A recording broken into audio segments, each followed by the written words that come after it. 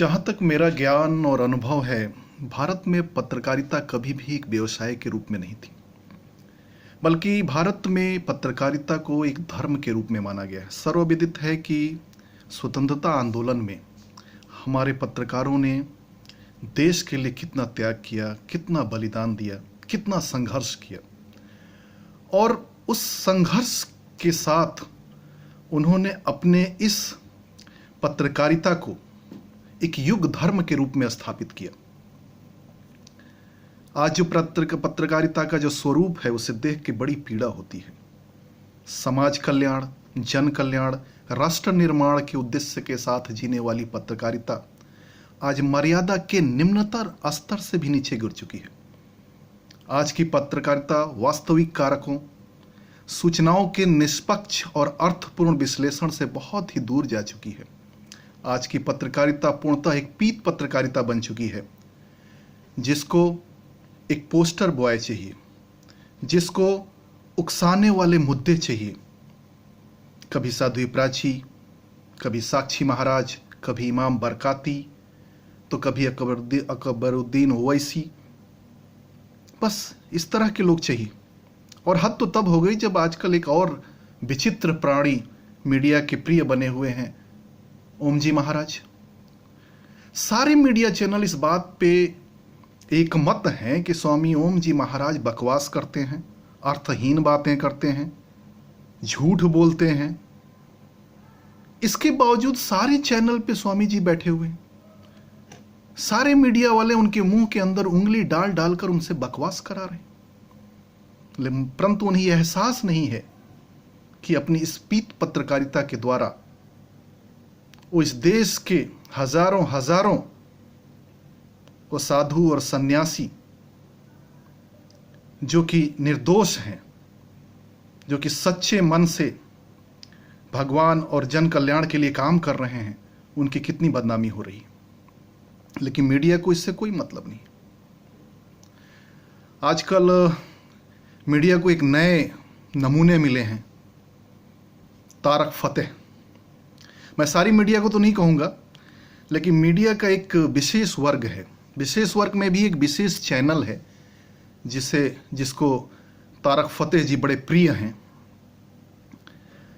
ये वो चैनल है जिसकी विश्वसनीयता का अंदाज़ा आप इससे ही लगा सकते हैं कि सोशल नेटवर्किंग साइट्स पे लोग उसे छी न्यूज़ कहना शुरू कर दी। उसके मालिक एक राजनीतिक पार्टी के राज्यसभा सदस्य हैं और उसके एक पत्रकार या एडिटर पहले 100 करोड़ रुपए मांगने के जुर्म में तिहाड़ जेल की यात्रा भी कर चुके हैं। अब ये लोग बैठकर देशभक्ति, समाज कल्याण की बातें करते हैं तो बड़ी पीड़ा होती है। मैं बड़ी ही विनम्रतापूर्वक अपने मीडिया के साथियों से कहना चाहता हूं कि आज आपकी निष्पक्षता और आपका व्यवसाय दोनों का सम्मान दांव पे है। कहीं ऐसा ना हो जाए कि सड़कों पे बिकने वाली अश्लील किताबों की तरह माँ बाप अपने बच्चों के कान ऐंठ कर कहें कि ये चैनल नहीं देखने का है। मेरी समझ में नहीं आता कि तारक फतेह जी को लेके मीडिया इतना उत्साहित क्यों है। क्या योग्यता है इस क्षुद्र चरित्र वाले, मानसिक रूप से विकलांग तथा कथित बुद्धिजीवी का? संभवतः उसकी एक मात्र योग्यता यही है कि वो पाकिस्तान के विरुद्ध बोलता है, वह मुसलमानों के विरुद्ध बोलता है, जिससे मंद बुद्धि भक्तजनों की सांप्रदायिकता से विषाक्त मानसिकता और आत्मा तृप्त हो जाती है। पाकिस्तान का विरुद्ध स्वाभाविक है, क्योंकि अगर पाकिस्तान हमारे विरुद्ध है तो निश्चित रूप से हमें उसका विरोध करने का अधिकार है। मैं इसका समर्थन करता हूं। लेकिन पाकिस्तान का विरोध करने के लिए क्या 125 करोड़ की आबादी कम है जो हमें किसी इस तरह के तथाकथित तारक फतेह जैसे भगोड़े नमूनों की जरूरत है? कतई नहीं। हमारे पास एक से एक योग्य विद्वान व्यक्तित्व हैं जो इस बात पे चर्चा कर सकते। हमें कोई आवश्यकता नहीं है किसी और के सहारा लेने की। और ये कितने शर्म की बात है कि अपने एक शत्रु की आलोचना करने के लिए भी हम एक शत्रु के का ही सहारा ले रहे हैं? क्या विश्वसनीयता है इस व्यक्ति की? जो व्यक्ति अपने देश का नहीं हुआ और कौम का नहीं हुआ, आप उसके सहारे एक देश की आलोचना करना चाहते हैं? उसकी आलोचना करने के लिए हमारे पत्रकार, हमारे बुद्धिजीवी, हमारे वो काफी लोग हैं, हमें कोई आवश्यकता नहीं है। जब कोई पाकिस्तानी कलाकार इस देश में कमाने के लिए आता है तो हम उसका विरोध करते, जबकि वो सिर्फ मनोरंजन की दृष्टि से और कला की दृष्टि से आता है। ठीक है, हमें हक है, अधिकार है उसका विरोध करने का, लेकिन ऐसे लोगों का फिर सम्मान क्यों? ये मीडिया को सोचना होगा। दूसरी इसकी योग्यता है कि वो मुसलमानों का विरोध करता है, जिससे भक्तजनों को बड़ा आनंद आता है। लेकिन सोचिए, हम सब इस देश के नागरिक हैं, हम एक साथ रहते हैं, सदियों से रहते आए हैं और आगे भी रहेंगे। हमारे बीच मतभेद भी हो सकते हैं, हमारे बीच मनभेद भी हो सकते हैं, हमारे बीच विवाद भी हो सकते हैं, लेकिन हमें इन सारे मुद्दों को इस देश के संविधान, इस देश के कानून और इस देश की न्याय व्यवस्था के अंदर रह के हल करना है। हमारे किसी भी मामले में कोई तीसरा व्यक्ति बैठकर हमारा निर्णय करे, ये कितने शर्म की बात है।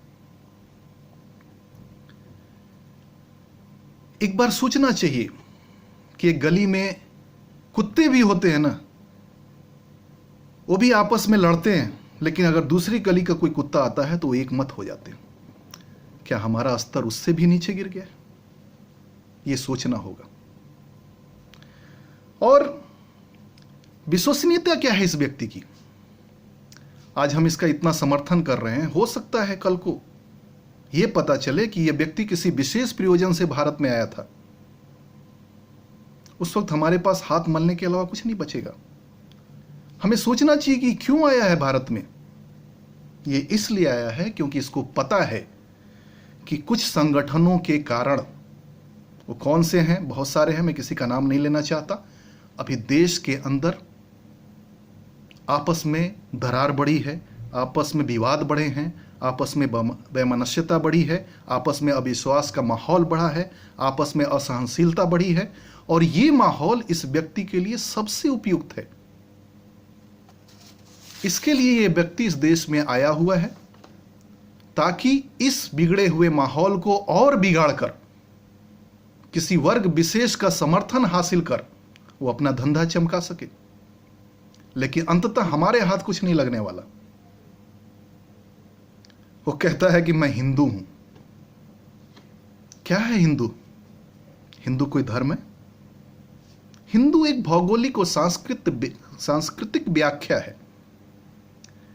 एक विशेष भौगोलिक परिक्षेत्र में रहने वाले हिंदू होते हैं। धर्म तो सनातन धर्म है, इसमें क्या संदेह? और धर्म है क्या? धर्म एक धारणा है, एक विचारधारा है। आप यदि किसी विशेष धारणा के प्रति आकर्षित हैं, किसी विशेष विचारधारा के प्रति आकर्षित हैं, आप उसका पालन करते हैं। अगला किसी विशेष धर्म के प्रति, किसी विशेष धारणा या विचारधारा के प्रति समर्पित है, यह उसका व्यक्तिगत मामला है। इसमें तनाव की स्थिति कहाँ है? और तारक फतेह जी को अगर ऐसा लगता है कि इनके पूर्वज जो मुस्लिम थे, उन्होंने सनातन धर्म को छोड़ के इस्लाम को अपनाया, ये उनकी गलती थी, तो उन्हें यह अधिकार है कि आज वो इस्लाम को छोड़ के वापस अपने सनातन धर्म में चले जाएं। हम तो इसका स्वागत करेंगे, क्योंकि उनको अपना जीवन जीने का अधिकार है। लेकिन वैसा वो कभी नहीं करेंगे, क्योंकि वो सिर्फ सांप्रदायिकता से ग्रसित मंद बुद्धि भक्तजनों की भावनाओं का शोषण करने के लिए यहां आए हुए हैं। वो कहते हैं मैं भारत से प्यार करता हूं। वो इतना भारत से प्यार करते हैं, वो इतना भारत से प्यार करते हैं कि जब भारत पाकिस्तान का बंटवारा हुआ तो गांधी, नेहरू और पटेल के नेतृत्व में भारत में रहने के बजाय उन्होंने जिन्ना के नेतृत्व को स्वीकार किया। अब वो कहेंगे कि मैं था नहीं या बहुत छोटा था। ठीक है, आप मानिए कि आपके पूर्वजों ने गलती की, आपके माता पिता ने गलती की पाकिस्तान जाकर, या फिर आप ये गलती तो उन्होंने की निश्चित रूप से। सबसे बड़ी गलती तो ये की कि आप जैसे नमूने को पैदा किया। ये क्या किसी गलती से कम है? लेकिन कम से कम स्वीकार तो कीजिए। दूसरा, इनको एक बड़ा मसला मिला हुआ है बुर्का, कि इस्लाम औरतों को अधिकार नहीं देता है, बुर्के के अंदर रखना उनका बहुत बड़ा शोषण है। अधिकार के संदर्भ में तो मैं इतना ही कहूँगा कि इस्लाम वो धर्म है कि जब अरब की ज़मीन पे पैदा हुआ तो वहाँ स्त्रियों को जिंदा ज़मीन में गाड़ा जाता था। इस्लाम ने उन्हें जीने का अधिकार दिया, उन्हें संपत्ति का अधिकार दिया, विवाह में उन्हें सुकृति का अधिकार दिया। और बुर्के की जहाँ तक बात है, इस्लाम में मैं नहीं कहता कि इस्लाम इस बात का समर्थन करता है या कहीं बुर्के का कुछ विशेष प्रयोजन है।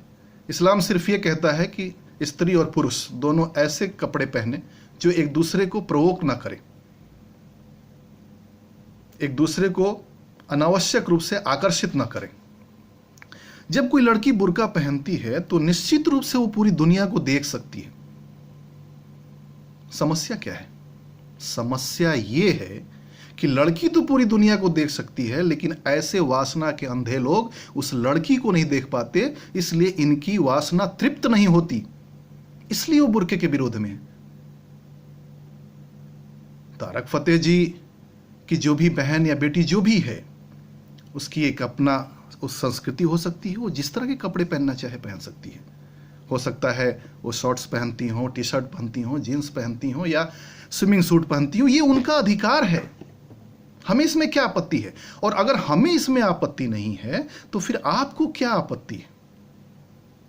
अगर हमें आपत्ति इसमें नहीं है कि आपकी बहन बेटी शॉर्ट्स जीन्स टी शर्ट पहने या नंगे रहें, तो आपको क्या आपत्ति है अगर कोई हमारी बहन बेटी स्वेच्छा से बुर्का पहनना चाहती है? लेकिन ये वो लोग हैं, जब कोई महिला वस्त्र उतारती है तो ये उसका अधिकार बताते हैं, लेकिन अगर कोई औरत स्वेच्छा से कपड़े पहनती है, बुर्का पहनती है, तो ये उसका अधिकार नहीं है। ये कैसी दोगली नीति है? आतंकवाद पर बड़ी चर्चा होती है। आतंकवाद का कारण कभी भी धर्म नहीं है। आतंकवाद के हमेशा राजनीतिक कारण होते हैं, व्यक्तिगत कारण होते हैं। इस्लाम का स्पष्ट संदेश है कि यदि कोई भी व्यक्ति अगर किसी निर्दोष की हत्या करता है तो समस्त मानवता की हत्या करता है। इससे ज्यादा हमें कुछ नहीं कहना। बहुत सारे आतंकवादी संगठन, नक्सल, बोडो, उल्फा, क्या ये मुस्लिम है? एलटीटी, क्या ये मुस्लिम है? नहीं। नाथूराम गोडसे ने राष्ट्रपिता की हत्या की, इससे बड़ा आतंकवाद क्या हो सकता है? लेकिन क्या नाथूराम गोडसे के आतंकवादी होने से पूरा सनातन धर्म आतंकवादी हो जाता है? ऐसा कतई नहीं। ठीक इसी तरह किसी मुस्लिम के किसी गतिविधि में विलिप्त होने के कारण पूरा इस्लाम धर्म या पूरा इस्लाम समाज आतंकवादी नहीं हो जाता। ये बिल्कुल अस्पष्ट बात है। मैं स्वागत करता हूं तारक फतेह जी की, आप जितना विरोध कर सकें करें, हमें आदत है। इस्लाम की पैदाइश, इस्लाम उत्पन्न ही हुआ है विरोध की सरजमी पर। इस्लाम उत्पन्न ही हुआ है एक प्रतिक्रिया में। हमें उस विरोध से किसी भी प्रकार का भय नहीं है। और जो विरोध हमने शुरू में झेले हैं हुजूर सल्लल्लाहु अलैहि वसल्लम के ज़माने में, आपकी न तो उतनी औकात है, न तो आपकी उतनी हैसियत है कि आप उस स्तर तक हमारा विरोध कर सके। इस्लाम तलवार के जोर से नहीं फैला। इस्लाम हमारे प्रोफेट और उनके सहाबा के न्याय, चरित्र, त्याग और बलिदान का परिणाम है। अंत में मैं यही कहूंगा कि हमारी जड़ें बहुत गहरी हैं। आप जैसे नमूने के बस का नहीं है कि वो हमें हिला सके। इस देश का हर हिंदू, हर मुसलमान, हर सिख, हर ईसाई इस राष्ट्र की एकता, अखंडता, धर्मनिरपेक्षता और संप्रभुता के प्रति पूर्ण रूप से समर्पित है। कुछ काले बादल हैं आसमान में, मगर वक्त के साथ छट जाएंगे और लोगों को उन काले बादलों की असलियत अब समझ में आने लगी है।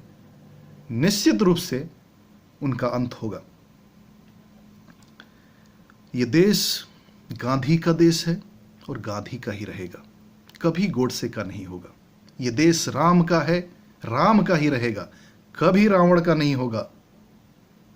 और ये भी याद रखिए कि ये देश राम की पूजा करता है, लेकिन आज भी कोई अपने बच्चे का नाम विभीषण नहीं रखता। तो आप जैसे विभीषण न तो अपने देश के हैं, न तो अपने समाज के हैं, न तो अपने कौम के हैं। इन्हें आंशिक सफलता मिल सकती है, लेकिन इनका कोई भविष्य नहीं है। और मेरी सलाह है आपके लिए, जिन मीडिया वालों के गोद में बैठकर आप बकवास कर रहे हैं ना, जिस दिन आपकी मार्केट वैल्यू कम हो गई, और कम होगी, क्योंकि मुसलमान आपके बयानों पे प्रतिक्रिया नहीं देने वाले हैं, और जिस दिन आपकी मार्केट वैल्यू कम हो गई, यही मीडिया वाले आपको लात मारकर देश से बाहर भगाएंगे। तब तक मेरी शुभकामनाएं हैं आपके साथ। आप जो कर रहे हैं करें, और अच्छा करें।